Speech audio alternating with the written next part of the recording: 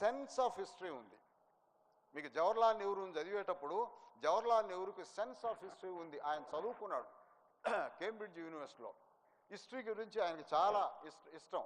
అలాగే దేవేంద్ర గౌడ్ గారికి లోకల్ విషయాలన్నీ తెలుసుకొని అవన్నీ కూడా ఆయన యాక్టివ్గా పాలిటిక్స్ నుంచి వచ్చిన తర్వాత ఒట్టిగా కూర్చోకుండా ఇన్ని పుస్తకాలు రాశారు. ఆయన ఎన్నో విషయాలు రాశారు.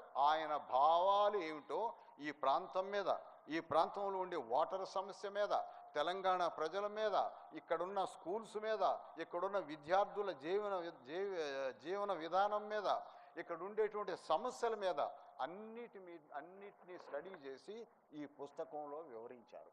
ఇది చాలా ఇంపార్టెంట్ అవటం. మేము రాసేది వేరు, మేము ఎవరిదో చేసిన దాన్ని రాస్తూ ఉంటాం. ఆయన చేసే క్రమాన్ని వివరించాడు. మేము ఇలా చేసుకుంటున్నాం, మాది ఇది, మేము ఇట్లా బ్రతికాం, మా ప్రజలు ఎలా ఉన్నారు అనేటువంటి ఫస్ట్ హ్యాండ్ ఇన్ఫర్మేషన్ అంటారు. చరిత్రకారుడు రాసేది ఫస్ట్ హ్యాండ్ ఇన్ఫర్మేషన్ ఉండదు, సెకండ్ హ్యాండ్ ఇన్ఫర్మేషన్, ఒకసారి థర్డ్ హ్యాండ్ ఇన్ఫర్మేషన్ కూడా ఉంటుంది. సో అలా కాకుండా రాజకీయ నాయకులు రాస్తూ ఉంటే అది మనం చూస్తూ ఉంటాం అన్నమాట. నేను ఎందుకు మాట్లాడితే నేను మీకు జవహర్లాల్ నెహ్రూ ఎందుకు చెప్తానంటే, ఎన్నో విషయాలు, బర్నింగ్ ఇష్యూలు జవహర్లాల్ నెహ్రూ రాసేవాడు. ఇస్లాం మీద రాశాడు, భగవద్గీత మీద రాశాడు, రష్యన్ రెవల్యూషన్ మీద రాశాడు. అట్లా రియాక్ట్ అవుతూ ఉంటారు, చదువుకుంటారు. వాస్తవంగా ఏంటంటే వాళ్ళకి అప్పుడు టైం ఎక్కువ, ఇప్పుడు రాజకీయ నాయకులు తక్కువ టైం ఉంటుంది. ఎందుకంటే రాజకీయం అనేటువంటి రోజు చేసేటువంటి కార్యక్రమం, జాతీయ ఉద్యమంలో రోజు చేసే కార్యక్రమం కాదు రాజకీయం. ఎందుకంటే వాళ్ళు ఎప్పుడు జైలుకు పోతారో తెలియదు. ఇక జైల్లో కూర్చున్నారంటే రాసుకుంటూ కూర్చుంటారు, టైం దొరికేదన్నమాట. ఎప్పుడు నెహ్రూ లాంటి వాడు ఒక దుప్పటిని, ఒక జత గుడ్డల్ని బ్యాగులో పెట్టుకొని బయటికి పోతుంటాడు, ఎక్కడ అరెస్ట్ చేస్తారో తెలియదు. సో అట్లా వాళ్ళకి చదువుకొని కొన్ని పుస్తకాలు దగ్గర పెట్టు. బోర్డు అంత రిలీజన్ గురించి చదివాడు, మహాత్మా గాంధీ బోర్డు అంత చదివాడు. అలా చదివి ఎన్నో రాస్తారనమాట. అవన్నీ కొన్ని పబ్లిష్ అయినాయి, కొన్ని పబ్లిష్ కాలే, కొన్ని ఆబ్జెక్షనబుల్ అంటే పోలీసులు తీసుకుపోయి పెట్టారు. అవి వాళ్ళకి తెలవకుండా మేము చదువుతాం. పోలీసుల చేతిలో పడ్డాయి అనుకోండి, అవి మా చేతిలోకి వస్తాయి. ఆఖరికి వచ్చేసరికి మాకే వస్తాయి అవన్నీ. మీకు ఒక్కోసారి మీకు తెలవని విషయాలు కూడా మాకు తెలుస్తాయి, కొన్ని రహస్యాలు ఉంటాయి. మీ రాజకీయ నాయకులు నేను చెప్తున్నాను, మీ గురించి తెలవని రహస్యాలు మాకు తెలుస్తాయి. మీ గురించి కొన్ని రహస్యాలు ఏంటంటే కొంత వ్యవస్థల గురించి ఒక్కోసారి చెప్పకూడదు, మేము చెప్పకూడదని చెప్తారు. మాకు రికార్డు ఇచ్చేటప్పుడు మేము సంతకం పెడతాం, ఈ రహస్యం బయట పెట్టను అని చెప్పు.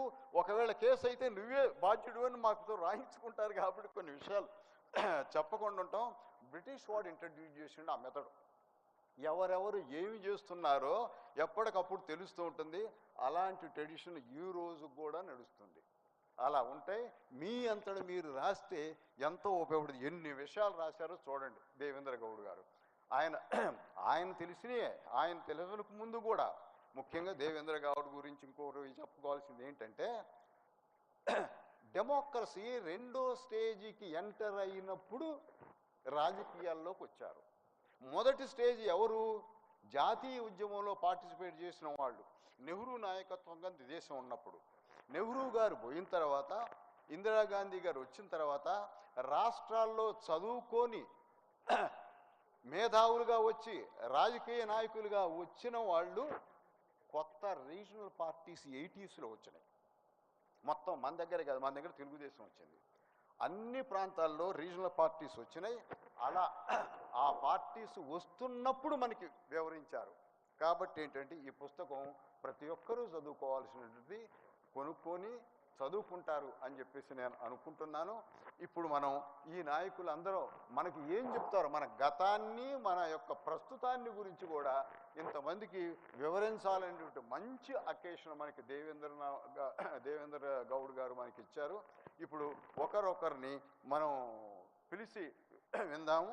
మొట్టమొదలు గ్రంథకర్త, ఈ సెలబ్రేషన్కి కారకులైనటువంటి దేవేంద్ర గౌడ్ గారి అభిప్రాయం ఏంటి పుస్తకం మీద, ఆయన ఏమి రాశారు, ఎందుకు రాశారు అనేటువంటిది ముందు వారి దగ్గర నుంచి విందాం. విన్న తర్వాత మిగతా నాయకుల యొక్క అభిప్రాయాలు మనం విందాం. ఇప్పుడు దేవేంద్ర గౌడ్ గారిని రమ్మని ఆహ్వానిస్తాను.